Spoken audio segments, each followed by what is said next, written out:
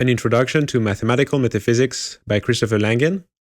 And here the idea is to really have a playthrough rather than a walkthrough. So discovering sort of the paper along the way and linking it to the other thing that we know about the CTMU. And hopefully we'll get some good learning of it and some mastery of the material to get some better understanding and commentary about the theory behind the CTMU and the mathematical aspect of the theory. I'm interested to go into this paper in as much as it seems to really put into context the CTMU as solving a particular issue, which is the definition of metaphysics. It is interesting to think of the CTMU as the development of this higher level idea of how to model metaphysics. So let's just go into it. Since the time of Aristotle, metaphysics has been an ill-defined term. This paper defines it as a logically idempotent metalinguistic identity of reality, which couples the two initial ingredients of awareness, perceptual reality, the basis of physics, and cognitive perceptual syntax, a formalization of mind. The explanation has been reduced to a few very simple, clearly explained mathematical ingredients. This paper contains no assumptions or arguable assertions, and is therefore presented as an advanced formulation of logic which has been updated for meaningful reference to the structure of reality at large. This structure, called the Cognitive Theoretic Model of the Universe, or CTMU, resolves the problems attending Cartesian dualism by replacing dualism with the mathematical property of self-duality, meaning, for reality theoretic purposes, the quantum level invariance of identity under permutation of objective and spatiotemporal data types. The CTMU takes the form of a global coupling or superposition of mind and physical reality in a self-dual metaphysical identity, M, which couples L and U, language and universe, which can be intrinsically developed into a logico-geometrically self-dual, ontologically self-contained language, incorporating its own medium of existence and comprising its own model therein. Alright, so Langan wants to redefine metaphysics, which is the domain of knowledge which goes beyond the physical, beyond the science, and relies on philosophies such as Cartesian dualism to explain the overall structure of reality beyond the objective, the physical. So it's a theory of mind, a theory of God, a theory of reality at large. And here, the CTMU intends to redefine the term, which has been ill-defined since Aristotle, so since really the almost the genesis of philosophy in Western culture.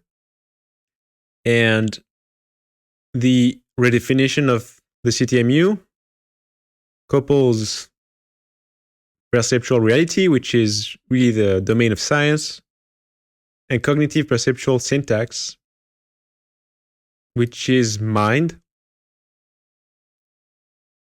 So there appears to be a form of dualism, right? It's a framework that is in some way familiar because it's the framework that has been developed by René Descartes. But on the other hand, we identify reality as a logically independent metalinguistic identity, right? So metaphysics is this domain of logic which applies to itself. It is true of himself, it applies to itself, is idempotent, and it is linguistic. So there's a way where perceptual reality, which we think of as more concrete, more the thing of that consists the universe, is actually embedded within some sort of language. So metaphysics become defined logically, linguistically, and on something that couples what can be thought of separate, the perceptual reality on the one side, and the mind on the other side. And that's what I take from this. And it is mathematical in as much as it relies on logic and on some defined relation between identified domain of existence. So you have the metaphysical identity M, and then you have the universe and the language, which are coupled with each other. And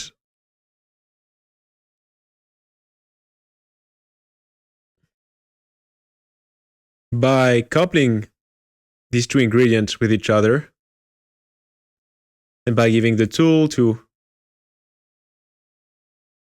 break down this coupling, Langan then redefines what it means to talk about metaphysics, to talk about the reason of the world, to talk about the origin, the reason, the ultimate ontology of the world, what exists, what is known, right? So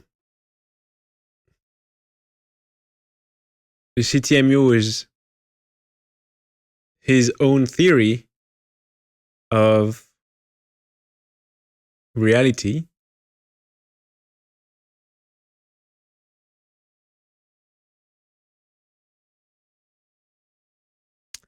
And so it presents the CTMU as solving for this metalinguistic identity of reality, because it develops into this logically geometrical self-dual system. So ontologically self-contained, contains its own being. It's a language, so it's a linguistic theory. And it is its own medium of existence and its own model. So there's an epistemology because the universe models itself, so it knows itself.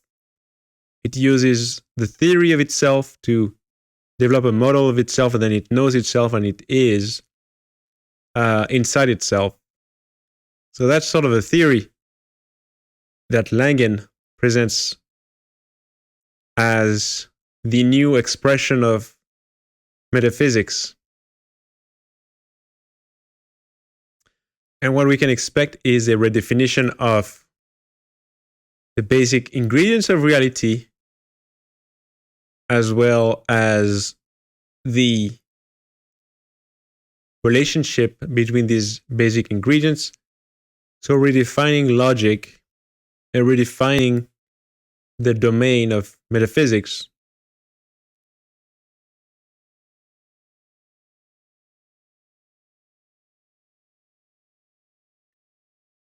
As this language that knows itself and gives itself the medium to have states and evolve and exist. So this very intrinsic language, which becomes this language into which mathematics and logic distribute.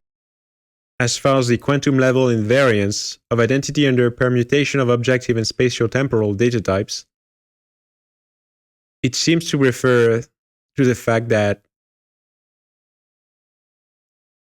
when you're looking at the quantum of the universe, there's an identity of this quantum, and you can read it both as the object, the objective content of this identity, and both as the spatio-temporal embedment of this identity within the system, which speaks to both the geometrical nature of reality, spatio-temporal data types, and the objective, even agentive nature, which is dualized to it, where you have an object, a logical, objective definition of an object that becomes invariant when you look at it as embedded into space-time. So I think this sentence captures both the fact that identity is a key component of the theory. The CTMU is a logically independent metalinguistic identity of reality. So there's an identity of reality, and there are sub-identities within reality. The quantum are tied to identities which are self-dual with respect to both their spatio-temporal embedment, so really the geometry of the universe, and the objective, which is like the linguistic definition of the universe. So I think that's where we have the logical geometric self-duality. That's one way to express it, where the object, the most complex relationship within the universe, as well as embedded spatiotemporal data types. So the mind, which is an active object within the universe, which has special syntax that it recognizes, is also coupled with the brain, which is sort of the spatiotemporal data types. And you have sort of an invariance of identity where the mind can be identified with the brain, but is invariant where the spatiotemporal data types that seems embedded within the spatiotemporal manifold actually gains the characteristics of the linguistic object that corresponds to these spatiotemporal data types. I'm interested to go into this paper in as much as it seems to really put into context the CTMU as solving a particular issue, which is the definition of metaphysics, and which is an equation that is sort of higher level, where you have the identity, which is the coupling of language and universe. So you have model, theory, and universe. And it is interesting to think of the CTMU as the development of this higher level idea of how to model metaphysics. Introduction. In these early years of the new millennium, there has been considerable academic concern over the stubbornness of Cartesian dualism and the conceptual difficulty of uniting the mental and physical sides of reality. Meanwhile, it has gone all but unnoticed in academic circles that the formal aspect of this challenge was met decades ago and in the most effective possible way. This paper contains a brief introductory account of the work in question, including a highly simplified description of the logical mathematical reasoning needed for the proper high-level theoretical description of reality.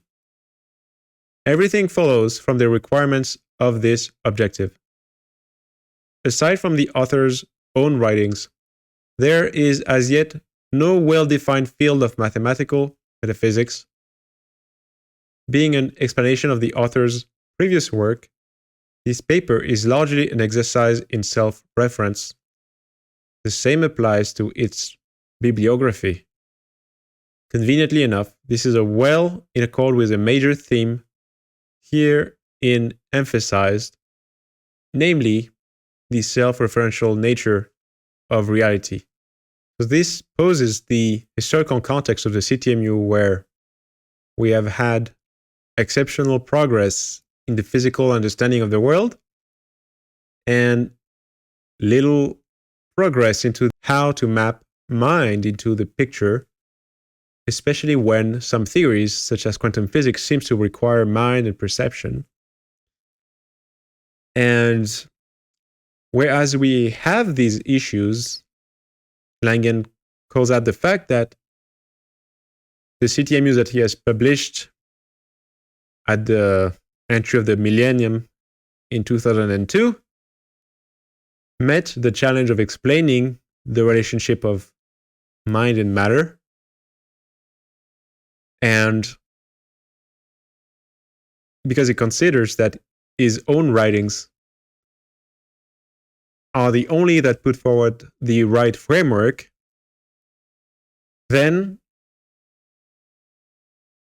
he will just self-reference his own publications, his own concepts, and he considers that reality itself is self-referential, and so there's no issue in mirroring that aspect by creating work that is a self-reference to previous work. This paper explains the simple requirement that is solved by the CTMU, which is this high-level logical mathematical definition of reality.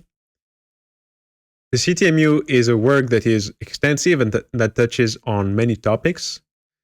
And so here we have a paper that introduces what it is solving, which is a logical mathematical framework to have theoretical description of reality.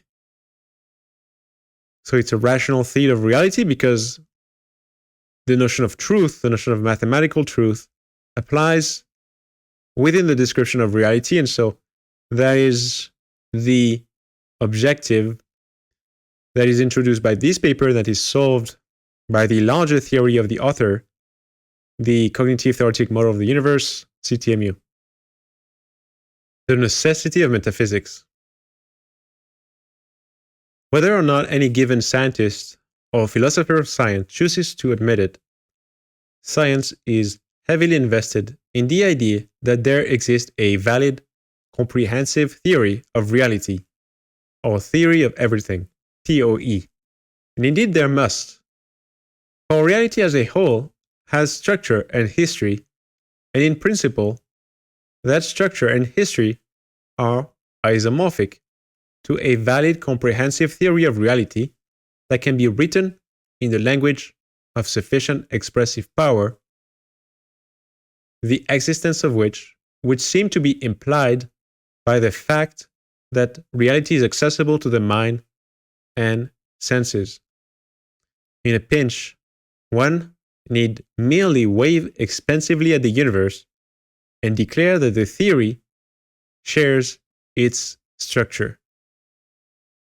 So Langan reminds, at a very basic level, as soon as we want to know reality, we could say in a very broad paintbrush that we wave at the universe, we say everything. I designate all of the universe and I say that there must be a theory that shares the structure of the universe. That's what the scientists are doing. They want to extract an isomorphic language that reflects and mirrors the structure of the overall universe. Isomorphic because it reflects both the content and the structure that reality takes as it evolves. And so whenever there's a scientist that wants to know the world, they assume that there is indeed such an isomorphic theory that covers everything about reality, including the domain that they want to study, and then they are isolating a particular aspect of it and hope to understand accurately the particular structure that belongs to the domain that they are studying. And so they assume that there is indeed a theory of everything. There is a consistent way by which the universe has a structure and evolves and creates the history that we are able to access with our mind and senses. It is a bit like René Descartes in his metaphysical investigation, where the mind identifies, perceives some things about the world, and then we assume that there is this God, this good God that gives to the mind accurate information about the world. And so we assume that there is this overall theory of reality, which is comprehensive, which covers everything, and that gives us access to truth within the domain that we perceive with our mind and senses. Langan introduces the idea of structure in the everything in a much simpler way than René Descartes, when he doubts everything and then has to call for God as this rational principle that allows the mind to understand the world accurately, here Langan merely says we do see the world with our mind and senses, and if we just wave expansively enough at the universe and covers everything that there is to it, and we want to know it, we just declares, I want to know the overall theory that shares the structure of the universe. So we assume that there is this theory that we can know, and that is something that becomes quite basic and at the outset of the scientific inquiry, this idea that there's a structure that we can know. Unfortunately, getting any farther than this entails a few difficulties. For example, we must decide how reality should be studied in order to discover its structure, and by whom.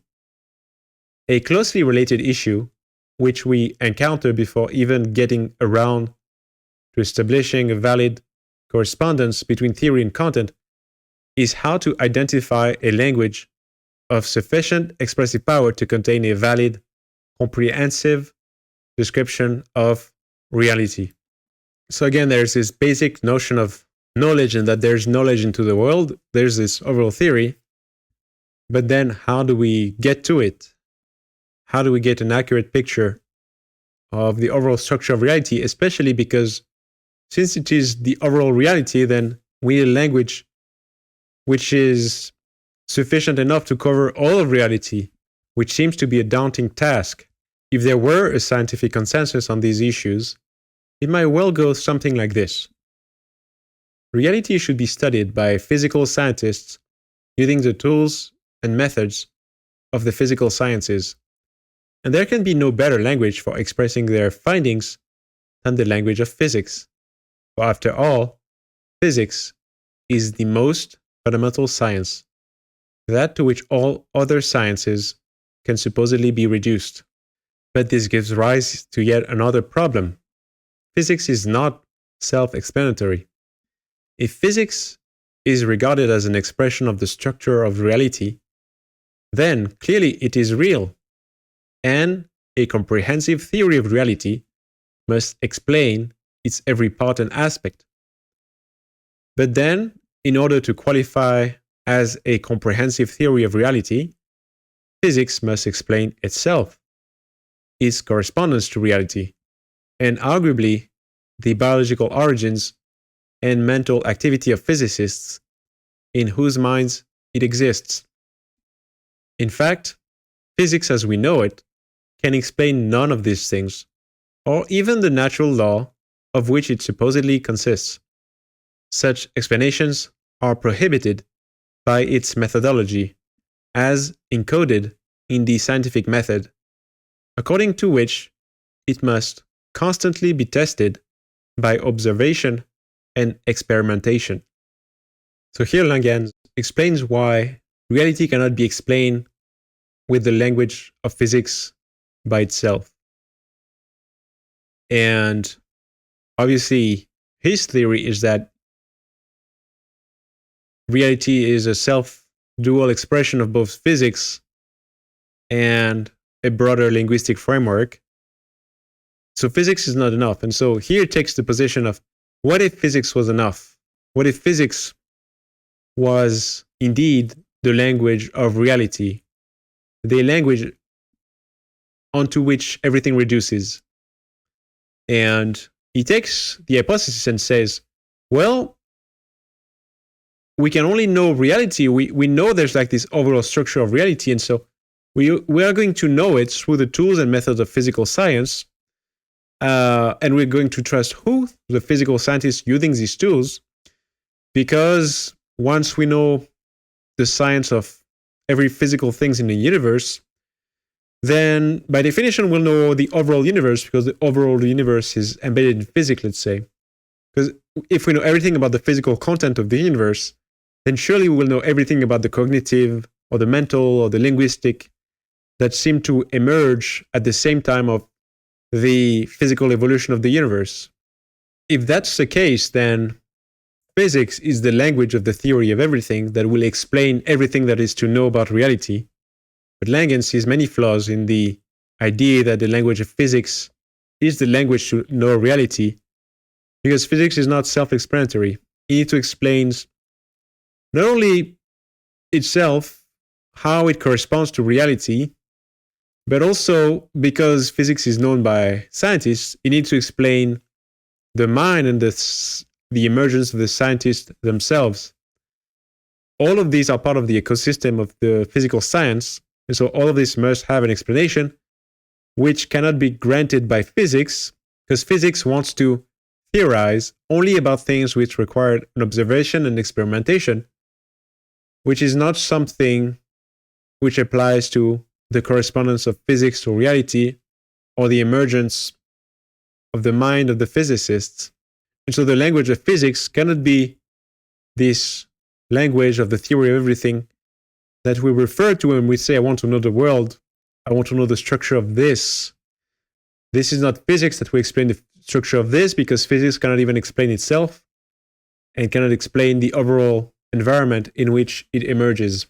When we want to understand the overall structure of reality, the overall theory that shares the structure of this reality, we want to understand how physics relate to reality. We want to understand how all of the environment emerges.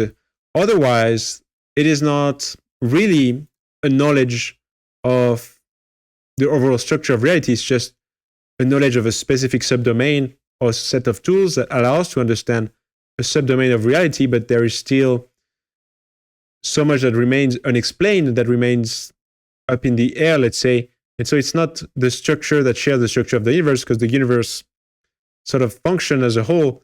The universe makes the connection between physics and reality. And so if we had an understanding of the theory of everything, we would have a level of discourse where this question can be understood and where physics can be mapped to reality. So it requires a language that is above physics to sort of explain how physics applies to the domain of the knowable. And so that's why physics cannot be this language of everything. Technically, physics is not permitted to depart from the world of senses. As a matter of logic, the task of explaining such things as physics, the possibility of physics, and the relationship of physics to the physical universe requires a meta-language of physics, a higher order language in which the object language of physics can be an object of reference. Let a meta-language capable of these functions be called metaphysical.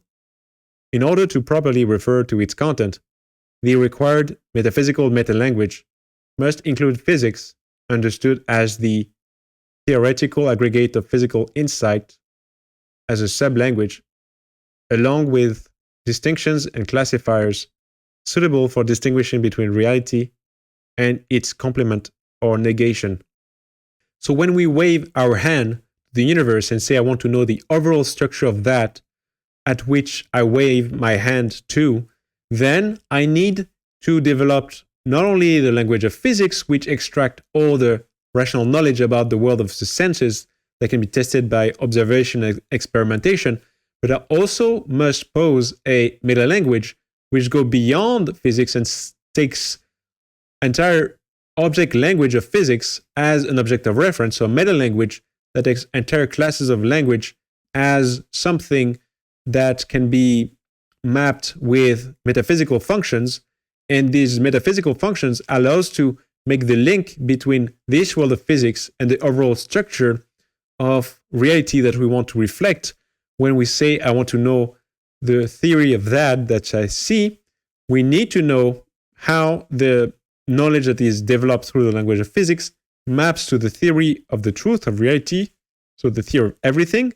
And so it is by developing this mathematical, metaphysical meta-language that we start to have the order of discourse that allows to reflect the entire structure by which we see and understand the world.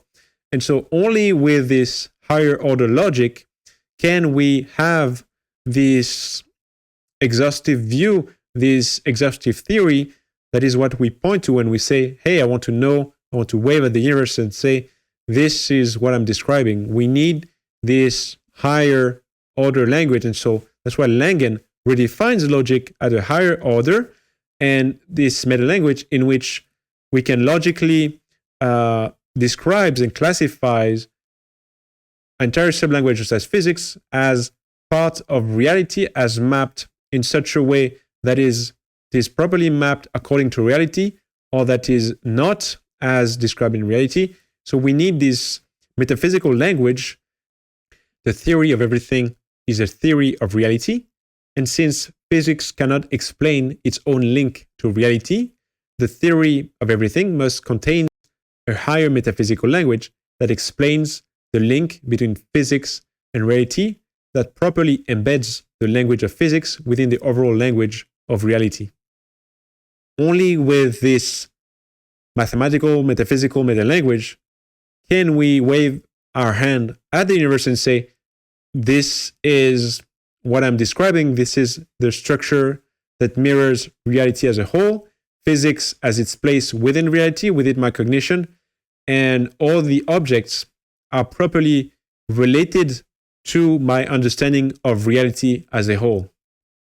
Moreover, because its metaphysical content must be mapped into reality, along with its physical sublanguage, it must describe reality in such a way that it contains the codomain of this mapping, thereby establishing that reality has a metaphysical aspect. When we use physics as the domain of the metaphysical functions that map physics to reality, then the codomain of this function is a metaphysical content that is a real metaphysical content which is part of reality, and so reality contains this codomain of this mapping, and so we sort of implicitly outline the metaphysical aspect of reality, because physics isn't enough to describe reality, so we need to map physics to a codomain, which is a codomain of metaphysical ingredients. And so reality has a metaphysical aspect, and so both the physical aspect and the metaphysical aspect of reality must be included in the theory of reality. Because it contains physics as a sublanguage, and physics is largely mathematical, the required metaphysical metalanguage must be mathematical as well. But a theory of everything mathematical structure must be mathematics of a higher order, literally embedding and distributing over the mathematical structures employed in standard physics, as does the language of mathematical logic in particular. So what is this metaphysical codomain that maps to physics and allows physics to be embedded within the theory of reality? Well, since physics is largely mathematical, this metaphysical metalanguage must also be mathematical as well. And it's not just mathematics with symbols and axioms and ways to deduce new propositions from these axioms. It is a mathematics of a very high order. It is mathematics related to the theory of reality. So it has to embed and distribute over all of the mathematical structure employed in standard physics. It has to be tied to how the universe is self-contained, how it evolves according to itself, how the overall structure of reality is explained through this theory that is a mapping of the theory to the universe that we describe when we say, we wave our hands and say, I want to describe that. It has to be very high order mathematics tied to the theory of reality. So it has to have very specific properties of distribution and of containing all of the standard physics as well. And so Langan shares the form of this metaphysical metalanguage. It has the structure of a language of mathematical logic. And so it is through mathematical logic that will outline how physics as a whole maps to reality, and how there is this metaphysical metalanguage that is mathematics, but has a mathematical structure that supports all of this metaphysical function that allows for this reality embedding within itself, reality distribution over itself. And so there's all this reality theoretic structure that are part of this mathematical logic as well.